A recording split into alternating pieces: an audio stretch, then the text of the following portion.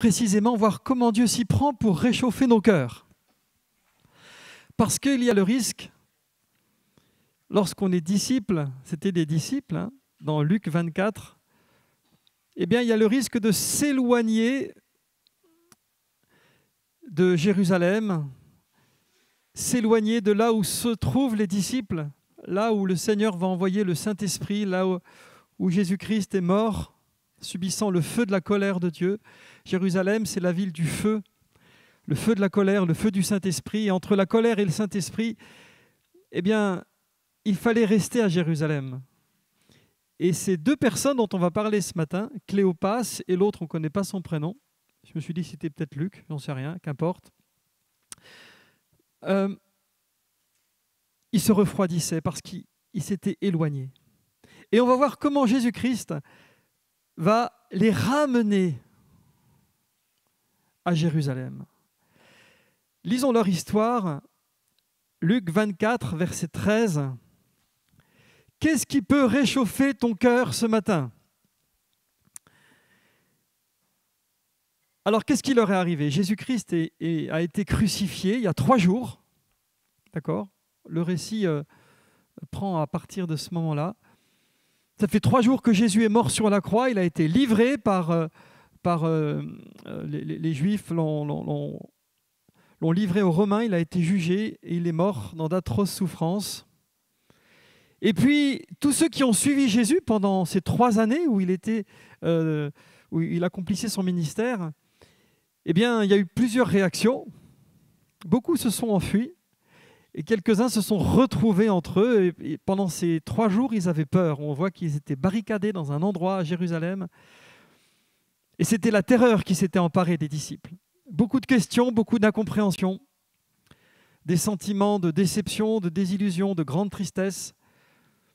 Et ces 2 personnes dont on va parler ce matin font partie de ces disciples. Au verset 13, « Et voici, ce même jour, 2 disciples allaient à un village nommé Emmaüs, éloigné de Jérusalem de 60 stades. » Ça fait entre 10 et 12 kilomètres. Et ils s'entretenaient de tout ce qui s'était passé. Et pendant qu'ils parlaient et discutaient, Jésus s'approcha et fit route avec eux. Mais leurs yeux étaient empêchés de le reconnaître. Il leur dit, « Mais de quoi vous entretenez-vous en marchant ?» Et ils s'arrêtèrent, à l'air attristés. L'un d'eux, nommé Cléopas, lui répondit, « Es-tu le seul qui, séjournant à Jérusalem, ne sache pas ce qu'il y est arrivé ces jours-ci ?» « Quoi, leur dit-il ? Et ils lui répondirent, « Ce qui est arrivé au sujet de Jésus de Nazareth, qui était un prophète puissant, en œuvre et en parole, devant Dieu et devant tout le peuple. Et comment les principaux sacrificateurs et nos magistrats l'ont livré pour le faire condamner à mort et l'ont crucifié. Nous espérions que ce serait lui qui délivrerait Israël. » Parce que ce qu'il faut comprendre, c'est qu'à cette époque-là, la Palestine, le territoire de Palestine, le peuple juif était occupé par les Romains. D'accord ? Ils étaient colonisés et ils vivaient donc sous la domination des Romains. Et il y avait toute une frange des Juifs qui aspiraient après la délivrance et qui avaient engagé même un combat et qui espéraient vraiment que Dieu les délivre de leurs ennemis. D'accord ? Et eux, ils pensaient que Jésus était venu pour ça. On va voir ça tout à l'heure. Mais avec tout cela, voici le 3e jour que ces choses se sont passées. Et il est vrai que quelques femmes d'entre nous ont fort étonnés. S'étant rendues de grand matin au sépulcre et n'ayant pas trouvé son corps, elles sont venues dire que des anges leur sont apparus et ont annoncé qu'il est vivant. Quelques-uns de ceux qui étaient avec nous sont allés au sépulcre et ils ont trouvé les choses comme les femmes l'avaient dit. Mais lui, ils ne l'ont point vu. Alors Jésus dit, « Ô homme sans intelligence et dont le cœur est lent à croire tout ce qu'ont dit les prophètes, ne fallait-il pas que le Christ souffre ces choses et qu'il entre dans sa gloire ? Et commençant par Moïse et par tous les prophètes, il leur expliqua dans toutes les Écritures ce qui le concernait. Lorsqu'il fut près du village où ils allaient, il parut vouloir aller plus loin. Mais ils le pressèrent en disant, « Reste avec nous, car le soir approche, le jour est sur son déclin. » Et il entra pour rester avec eux. Pendant qu'il était à table avec eux, il prit le pain et après avoir rendu grâce, il le rompit et le leur donna. Alors leurs yeux s'ouvrirent et ils le reconnurent, mais il disparut de devant eux. Et ils se dirent l'un à l'autre, notre cœur ne brûlait-il pas au-dedans de nous lorsqu'il nous parlait en chemin et nous expliquait les Écritures? Notre cœur ne brûlait-il pas? Mon frère, ma sœur, notre prière, c'est que notre cœur puisse brûler encore ce matin et tous les jours que Dieu nous donne à vivre sur cette terre.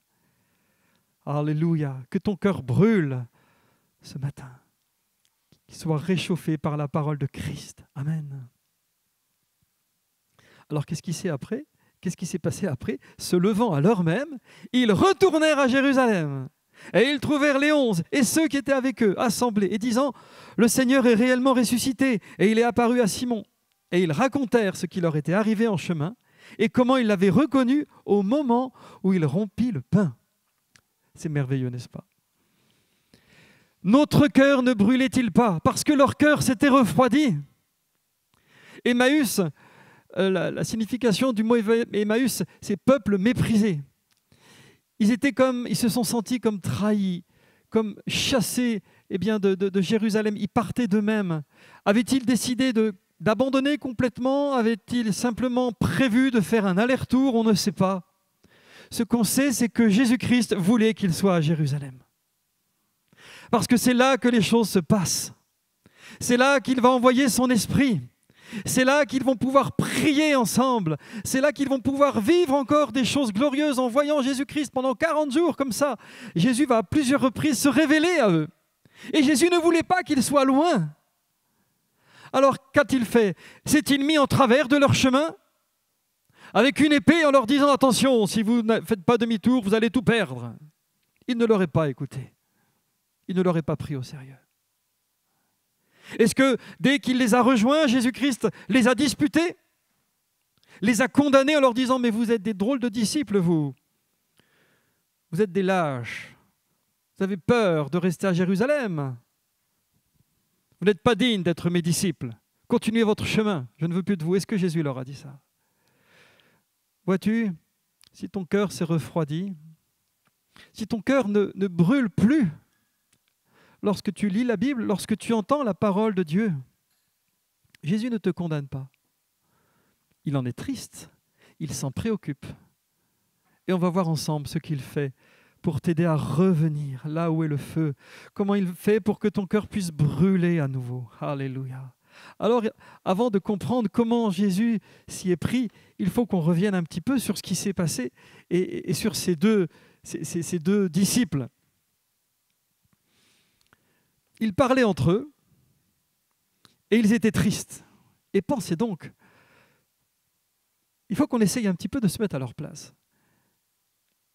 Leur maître, qu'ils ont suivi pendant plusieurs années, on ne sait pas à partir de quand ils ont commencé à suivre Jésus, mais en tout cas depuis un bon moment, ils faisaient partie des proches de Jésus. Ils sont restés pendant 3 jours avec les 11 apôtres.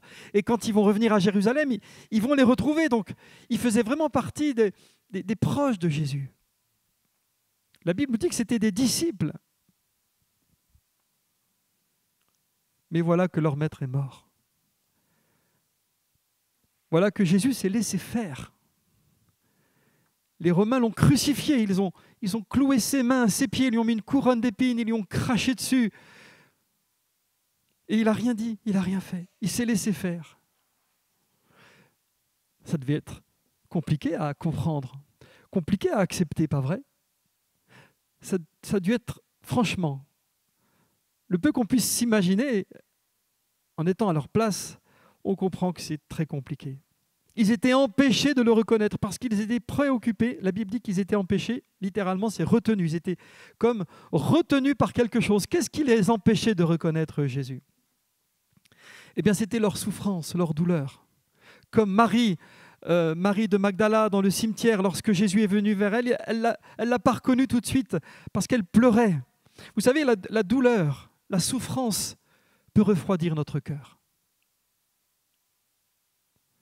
Quand les choses ne se passent pas comme on pensait qu'elles devaient se passer, quand Dieu ne nous répond pas, quand on a l'impression qu'il est loin, quand on ne comprend pas pourquoi il a fait ceci, pourquoi il a permis cela, quand on a l'impression que quelque part il nous a abandonnés, il nous a trahis, on pensait qu'il était puissant, on avait compris qu'il nous aimait, mais là il ne se passe plus rien, et peut-être que dans ta vie il ne se passe plus rien, et tu te dis mais à quoi bon?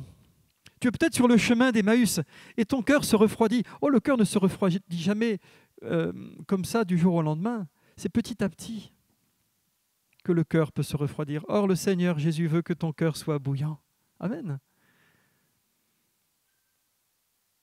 L'amour du plus grand nombre se refroidira à cause de l'iniquité, a dit Jésus-Christ. Il y a le risque que notre amour se refroidisse. Il y a le risque que notre amour pour le Dieu vivant se refroidisse, frères et sœurs. Mais lui, il ne veut pas ça.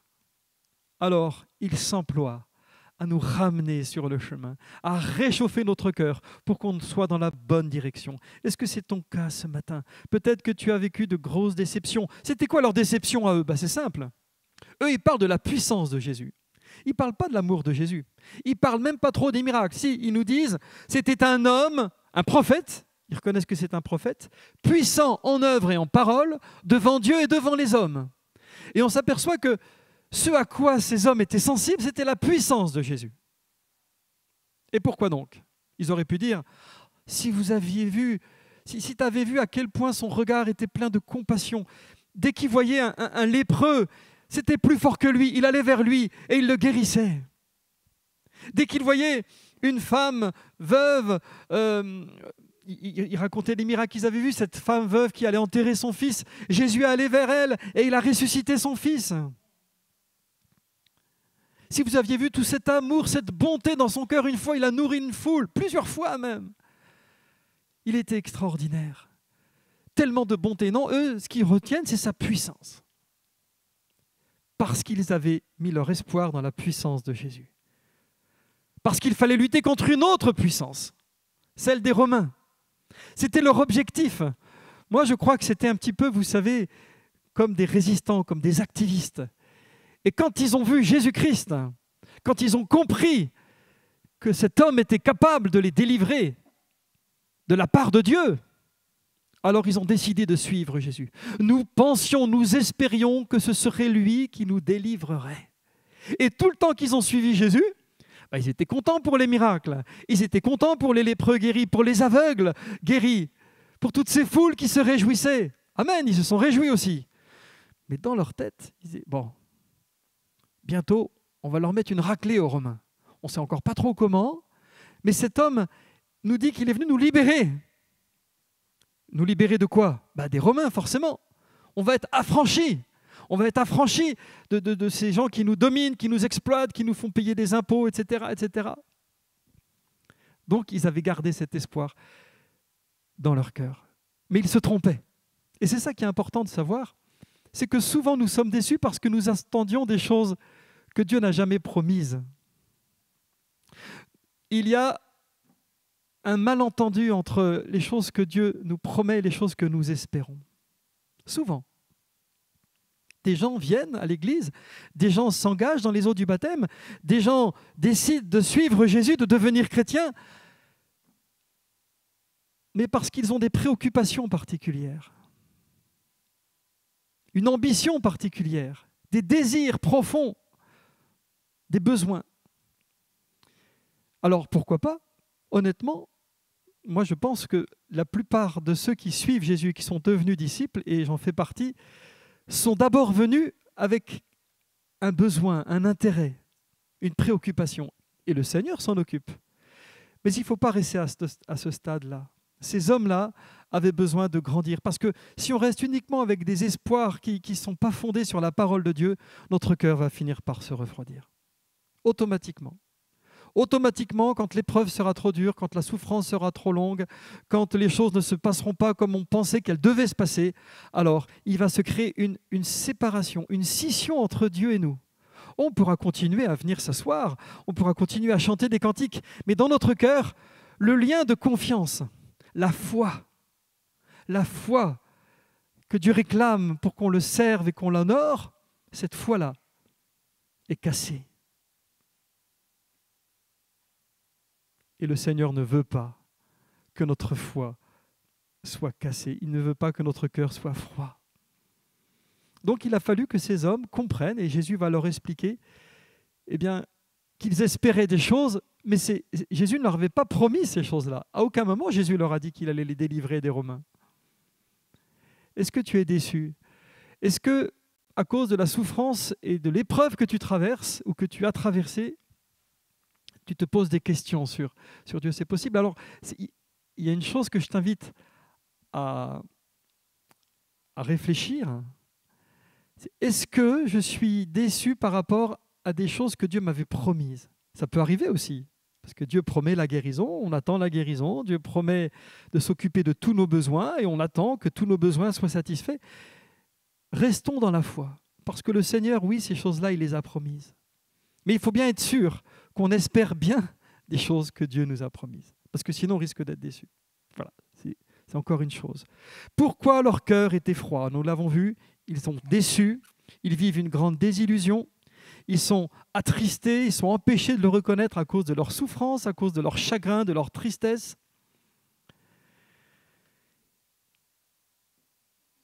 Ils ne comprennent pas non plus pourquoi Jésus-Christ est mort. Pour eux, c'est injuste. C'est injuste. Il n'y avait aucune raison pour qu'il meure. Ils ne comprennent pas le sens de la croix. Nous, on a toutes les épîtres de Paul, on a le regard suffisant, n'est-ce pas? On a tout ce qu'il faut pour comprendre pourquoi Jésus est mort. Mais il faut bien se mettre à leur place. Ils ne comprenaient pas pourquoi Jésus s'était laissé torturer, s'est laissé tuer sur la croix. Et pour eux, c'était quelque chose de vraiment injuste, de pas normal. Ils étaient perturbés, vraiment. Nous espérions que ce serait lui qui délivrerait Israël, mais avec tout cela, voici le 3e jour que ces choses se sont passées. Il y a une autre notion ici maintenant, c'est la notion du temps. Voici 3 jours que ces choses se sont passées. Ça commence à durer. Les premières heures, le premier jour, on s'est dit, il va se passer quelque chose. Et non. Et puis après, on s'est dit, allez, demain, c'est pas possible qu'il ne se passe rien, donc il va se passer quelque chose. Mais au bout de 3 jours, toujours rien. Donc, l'espoir est vraiment parti de leur cœur. Mais, il y a des femmes qui sont venues leur dire qu'elles ont vu Jésus. Et cela a fait renaître un espoir dans leur cœur. Et ils se sont dit, oui, c'est ça. Oui, bon, Jésus est vivant. Peut-être, on va voir. C'est quand même bizarre cette histoire, c'est impossible, voyons. Personne ne peut revenir de la mort. Personne n'est jamais revenu. Mais bon, allons voir quand même. Et il y en a 2 d'entre eux qui sont allés voir au tombeau pour voir si c'était vrai. Ils sont revenus en disant, non, on n'a rien vu. Voyez, le désespoir qui essaye de revivre, le cœur qui se réchauffe un petit peu, puis patatrac, qui recommence à sombrer dans le froid. Voilà comment étaient ces malheureux. Ils s'éloignaient de Jérusalem, la ville du feu. Alors Jésus, il va parler avec eux. C'est ça qui est beau. Et c'est une première chose que nous pouvons voir. Il y a 3 choses que Dieu fait pour réchauffer notre cœur. Ce soir, ça va bien. Ce matin, si tu as besoin que Jésus réchauffe ton cœur, il s'y prend de 3 manières. C'est marqué dans le verset, tout simplement. Il dit, « Notre cœur ne brûlait-il pas au-dedans de nous lorsqu'il nous parlait ?» Et il nous parle en chemin et il nous explique les Écritures. Ça fait 3 choses. Qu'est-ce que Jésus-Christ fait dans un premier temps? Il va leur parler. Sais-tu que le Seigneur veut te parler? Amen. Sais-tu que Dieu veut te parler? Sais-tu que Dieu veut te parler? Jésus-Christ en personne s'approche de toi, même si ton cœur est assombri, même si tu es dans la tristesse, surtout si tu es dans la tristesse, si tu es sur un chemin qui t'emmène vers le refroidissement, qui t'éloigne du peuple de Dieu, qui t'éloigne du ciel, Jésus-Christ veut te parler. Amen. Il s'intéresse à toi, il s'est intéressé à eux. Il leur a posé des questions. Et on comprend que non seulement Jésus-Christ leur a parlé, mais il leur a demandé de leur parler. C'est beau ça aussi. Jésus-Christ veut un dialogue entre lui et toi. C'est pour ça c'est bizarre. Jésus pose des questions alors que lui, il sait tout. Il dit, mais de quoi vous entretenez-vous en marchant? Il savait très bien de quoi il parlait. Mais pourquoi il leur pose la question? Pour les faire parler. Parce que souvent, en parlant aussi, on réalise quelles sont nos pensées. Ça fait du bien de parler. C'est vrai, Alors parler entre nous, c'est bien, mais Jésus veut que ce dialogue, cette discussion, tu l'aies avec lui. Peut-être que c'est le jour, peut-être que c'est l'heure, le matin, où tu peux dire à Jésus ce qui est sur ton cœur. Jésus, ce qui l'intéresse, c'est ce qui est au fond de ton cœur. Il te pose des questions. Mais qu'est-ce qui te préoccupe? Qu'est-ce qui t'arrive? Alors ils répondent. Ils disent mais es-tu le seul qui séjournant en Jérusalem ne sache pas ce qui est arrivé ces jours-ci? Et Jésus, il fait un petit peu celui qui ne sait pas. Il dit, ah bon, quoi? Comment ça, tu ne sais pas? Et il en rajoute une couche. Il dit, mais ce qui est arrivé à Jésus, au sujet de Jésus de Nazareth, etc. Parce que Jésus creuse. Jésus ne veut pas une relation superficielle. Est-ce que tu entends la voix de Jésus?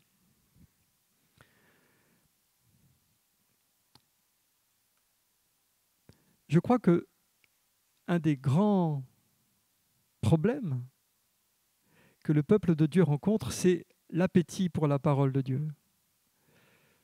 Beaucoup de frères et sœurs, peut-être que ça m'arrivera un jour, je ne suis pas à l'abri moi non plus, n'ont plus envie de lire la Bible. Ils sont prêts peut-être à se forcer quelque temps, mais ça tient toujours qu'un temps, cette histoire-là.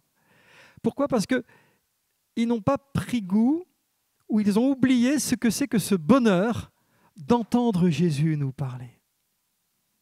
C'est ça qui peut réchauffer ton cœur. Jésus veut réchauffer ton cœur. Notre cœur ne brûlait-il pas lorsqu'il nous parlait? Amen. Alléluia. Est-ce que Jésus me parle à chaque fois que je lis la Bible chez moi? Non. Non, franchement. Des fois, je dois y aller. Et puis Dieu ne m'a pas parlé. C'est normal ça ou pas? Comme ça arrive. Mais Dieu me parle. Ça fait combien de temps que Jésus-Christ ne t'a pas parlé personnellement? Ça fait combien de temps que Jésus-Christ ne t'a pas parlé personnellement? Et si quelqu'un ce matin, en dehors de Marcellin, ne connaît pas Jésus-Christ ou l'a connu pendant un temps mais s'est éloigné pour X raisons, il faut que tu saches que Jésus-Christ veut te parler et que tu peux l'entendre. Alors tu ne vas pas forcément entendre une voix audible, c'est même peu probable. Mais lorsqu'on lit la Bible ou lorsqu'on est attentif à une prédication, Dieu nous parle tout autant. On sait que c'est lui qui nous parle. Amen. Parce que Jésus se préoccupe de ce qui t'arrive. Il se préoccupe des raisons pour lesquelles tu es triste. Il se préoccupe avant tout des raisons pour lesquelles tu es sur un chemin qui t'éloigne du feu et pourquoi ton cœur s'est refroidi. Alors comment il fait le Seigneur? Il leur parle et qu'est-ce qu'il leur dit?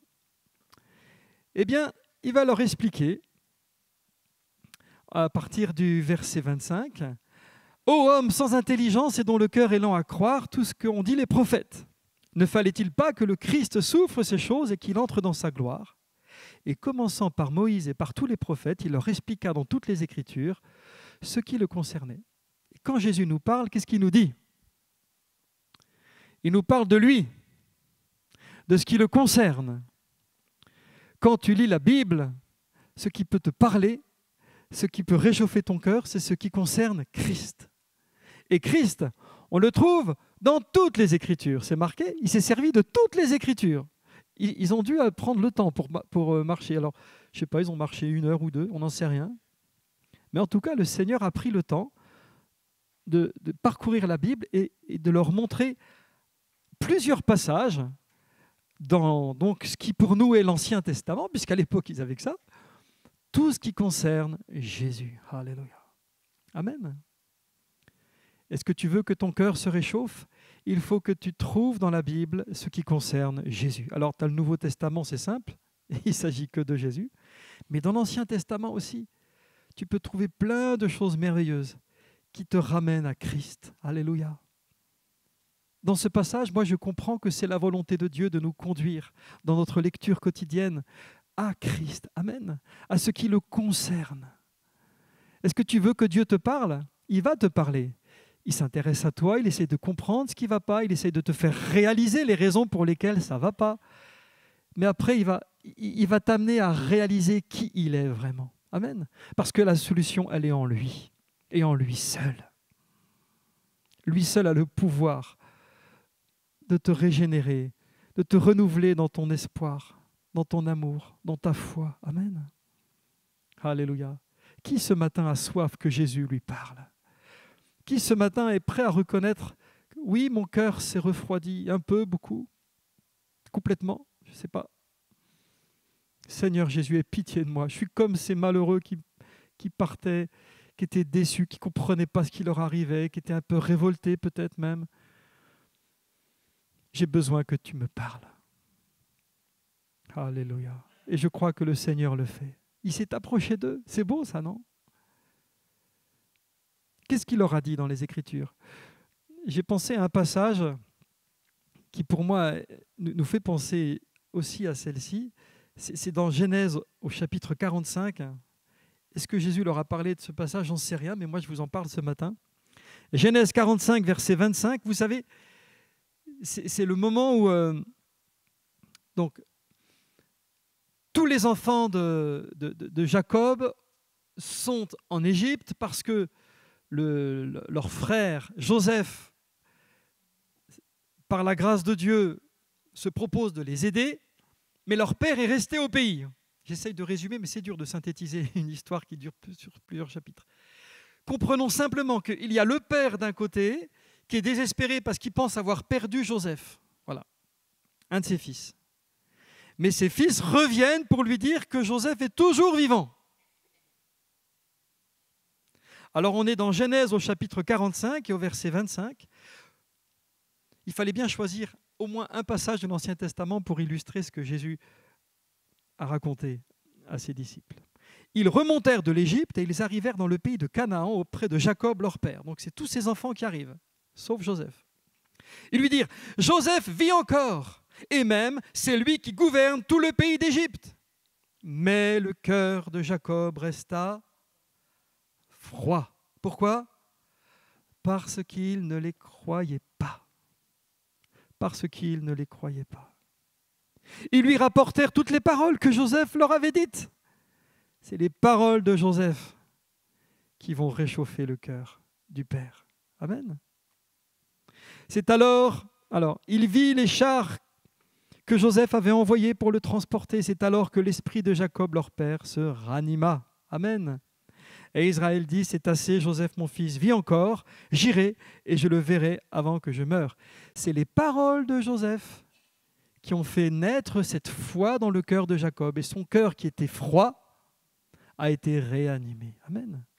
Le cœur des disciples d'Emmaüs était froid et les paroles de Christ vont réchauffer leur cœur, vont le brûler. Notre cœur ne brûlait-il pas? Amen. Alléluia. La parole de Christ veut te faire chaud au cœur. C'est l'expression qu'on utilise, ça. On n'a pas trop besoin d'avoir de chaleur à l'extérieur du corps en ce moment. On a ce qu'il faut. Ça va, on est servi. Moi, je vous parle de la chaleur de votre cœur ce matin. Amen. Est-ce que tu veux que ton cœur brûle, qu'il soit bouillant pour ton Dieu? Parce que c'est sa volonté. Il veut que tu l'aimes de toute ta force, de toute ta pensée, de toute ton âme. Il veut qu'on soit tous bouillants pour lui. Parce que c'est comme ça qu'on peut arriver au ciel. Et si ce n'est pas le cas, alors, eh bien, il est prêt à marcher à nos côtés pour nous aider à réaliser ces choses, pour nous parler. Alléluia. Alors, qu'est-ce qu'il leur dit aussi? Il leur donne des reproches. On aime les reproches? Pas trop, hein? C'est peut-être ça le problème. Je ne suis pas loin de penser que quelqu'un n'a pas envie de lire la Bible parce que c'est comme un miroir.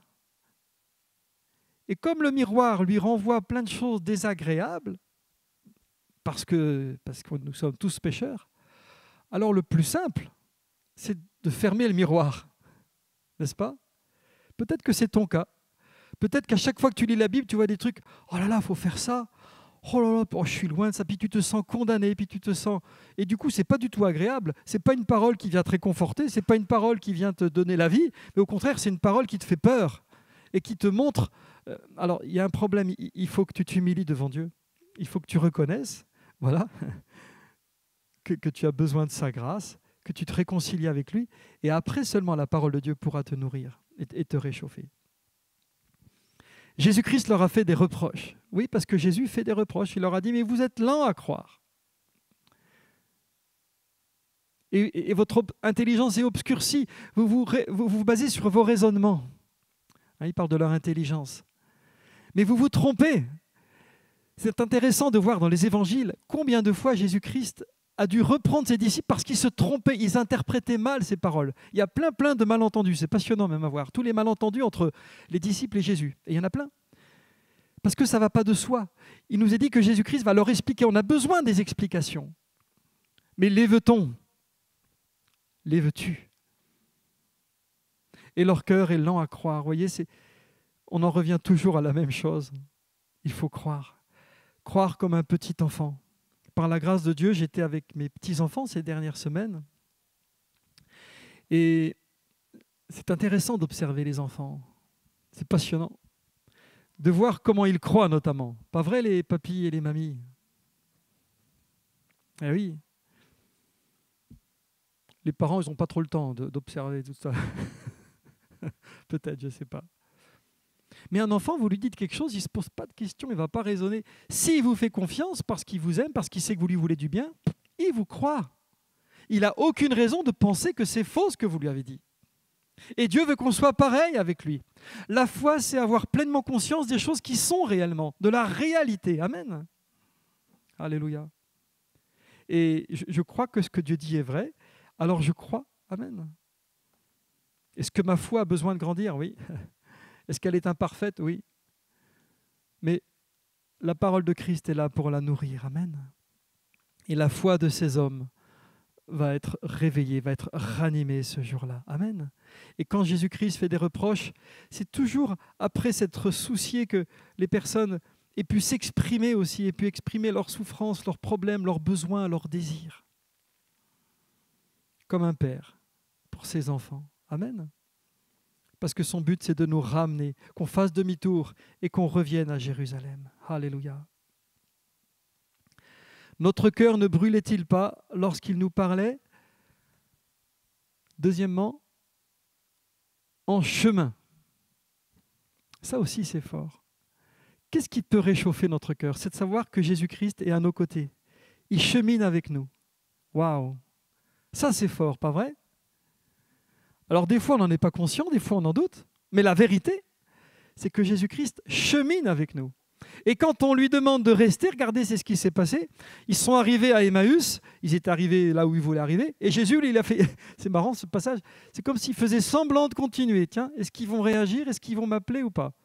Et ouais, ils lui ont dit, non, pars pas, on a encore besoin que tu sois avec nous. C'était tellement bon d'entendre le Seigneur leur parler.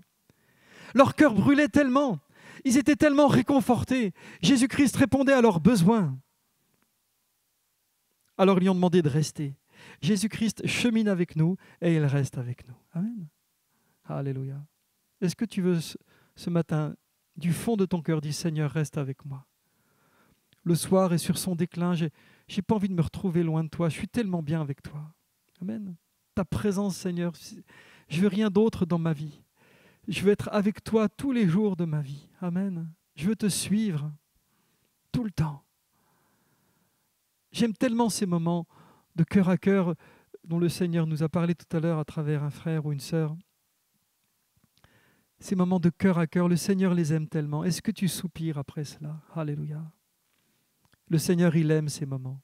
Hein ? Amen. Et c'est ce qu'il veut nous dire de différentes manières ce matin encore. Le Seigneur aime ces moments de tête à tête. Alléluia. Où on peut épancher notre cœur, notre âme, et l'entendre nous parler, nous consoler, nous réconforter. Il explique les choses. Il explique les Écritures. Et c'est en comprenant les Écritures que notre foi peut grandir. C'est en comprenant les Écritures qu'on peut grandir dans la foi et que notre cœur peut brûler. Amen. Il y a des choses compliquées à comprendre. Et Jésus a pris le temps de leur expliquer les choses. Dans l'Ancien Testament aussi, on voit des moments où les responsables du peuple ont pris le temps d'expliquer les choses. Il y a des choses qui sont compliquées et qui ont besoin d'être expliquées. Amen. Et c'est pour ça que c'est important de de poser des questions. Tu n'es pas tout seul quand tu lis la Bible. Et quand tu vois quelque chose que tu ne comprends pas, quelque chose que tu trouves bizarre pour une raison ou pour une autre, et ça peut arriver, eh bien, et c'est normal que ça arrive. Ce qui n'est pas normal, c'est que ça n'arrive pas. Et c'est normal qu'il y ait des choses un peu difficiles à comprendre. Alors le Seigneur veut t'expliquer cela. Amen. Le Seigneur explique les Écritures. Alléluia. Voilà comment le Seigneur a réchauffé leur cœur. Le Seigneur veut réchauffer ton cœur, mon ami. Mon frère, ma sœur, si ça fait longtemps que tu n'as pas entendu la voix de Dieu, si tu es sur un chemin qui t'éloigne de là où il y a le feu, alors tu peux faire demi-tour ce matin. Parce que Jésus s'intéresse à toi. Il se préoccupe de ce qui te préoccupe. Il leur a fait comprendre, vous espériez être délivrés de l'oppression des Romains. Mais il leur parle de sa gloire. Moi, je ne suis pas venu pour vous délivrer d'un pouvoir humain. Je suis venu pour vous conduire dans la gloire. Amen. Vous êtes étonnés, vous êtes tristes parce que je suis innocent et je me suis laissé tuer sur la croix. Mais c'était prévu comme ça.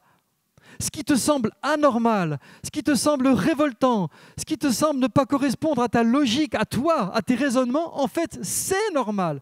C'était prévu comme ça. Il fallait qu'il souffre, il fallait que je souffre, il fallait que je meure pour vous.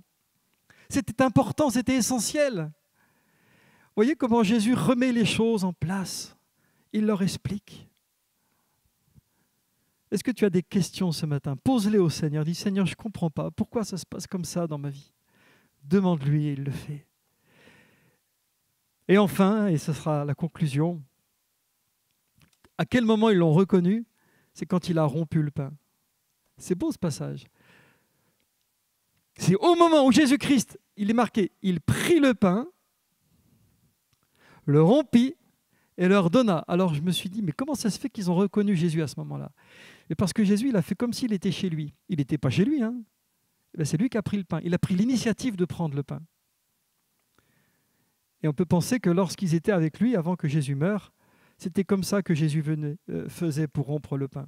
Jésus prenait le pain, il le rompait et il rendait grâce. Et quand il rendait grâce, il parlait à son Père.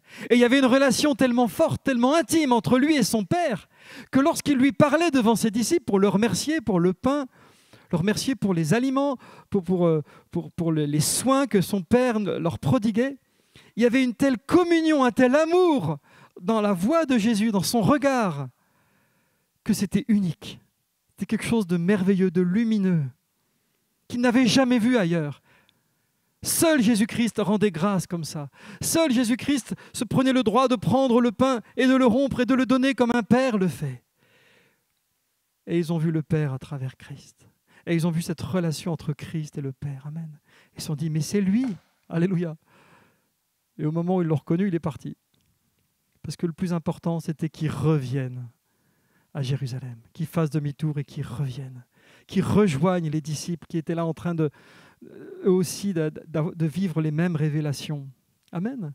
Parce qu'il y avait des choses glorieuses que Jésus avait prévu de leur faire vivre. Jésus avait prévu de les remplir de son esprit. Jésus avait prévu de les envoyer pour qu'ils soient des témoins. Alléluia. Jésus savait qu'ils allaient être persécutés, qu'ils avaient besoin de cette force que le Seigneur voulait leur donner. Amen. Mais pour ça, ils ne pouvaient pas rester à Emmaüs. Il fallait qu'ils reviennent, alors ils sont revenus. Est-ce que c'est le jour où tu dois faire demi-tour? Où tu dois revenir? Peut-être que tu es sur un mauvais chemin, un chemin qui t'éloigne de Dieu. Peut-être que dans ton cœur, tu t'aperçois que ton cœur se refroidit. Dieu ne te parle plus. Tu ne parles plus à Dieu. Il n'y a plus de relation de cœur à cœur. Tu es en danger. Et ce matin, de la part de Jésus-Christ, je te demande de t'arrêter. Je te demande d'écouter sa voix. Je te demande de le rechercher. Je te demande de le laisser te parler, prendre soin de toi. Il va chercher la brebis perdue, il la met sur ses épaules, il la ramène dans la bergerie. Alléluia. Jésus-Christ est le bon berger, il te chérit. Il te chérit parce que tu comptes pour lui, parce qu'il est mort pour que tu sois sauvé, et il veut que tu sois sauvé. Et il a plein de choses merveilleuses à te donner, mais il faut que tu sois au bon endroit. Laisse le Seigneur réchauffer ton cœur ce matin. Laisse le Seigneur Jésus réchauffer ton cœur. Parle-lui de ta misère, parle-lui de tes préoccupations, de tes désillusions, parle-lui de ta souffrance, Parle-lui de tout ce qui ne va pas, tout ce qui ne se passe pas comme tu aurais tellement aimé que ça se passe. Mais parle-lui, dis-lui. Pourquoi pas là, maintenant, sur ta chaise? Jésus est là et il veut réchauffer ton cœur. Il veut brûler ton cœur. Amen. Alléluia. Alléluia. Merci Seigneur, parce que ta parole brûle nos cœurs lorsque c'est toi qui nous parles. Seigneur, j'ai besoin de ces moments où tu me parles et où mon cœur brûle, où j'entends ta voix. Et chacun d'entre nous avons besoin de ces moments où notre cœur brûle, parce que tu nous expliques les choses, parce que tu nous parles, parce que tu chemines à nos côtés. Alléluia. Oh Seigneur, ce matin, je sais qu'il y a forcément, parce que ça nous arrive tous, il y a forcément des personnes dans ce lieu qui souffrent et qui se posent des questions sur leurs épreuves et qui se demandent si Dieu les a abandonnés ou pas. Jésus ne veut pas t'abandonner. Et si tu es sur un mauvais chemin, un chemin de refroidissement, il veut te ramener.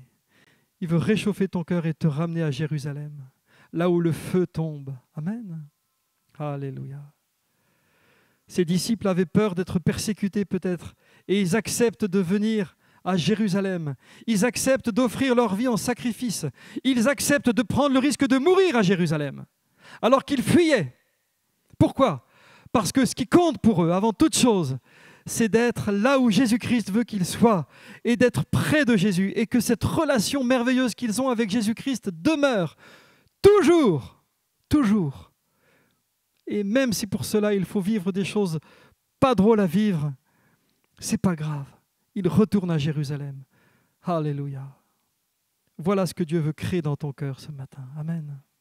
Merci Seigneur. Je vais faire juste un appel, parce que peut-être que ce matin, il y a quelqu'un qui ressent vraiment le besoin de revenir à Jésus, qui reconnaît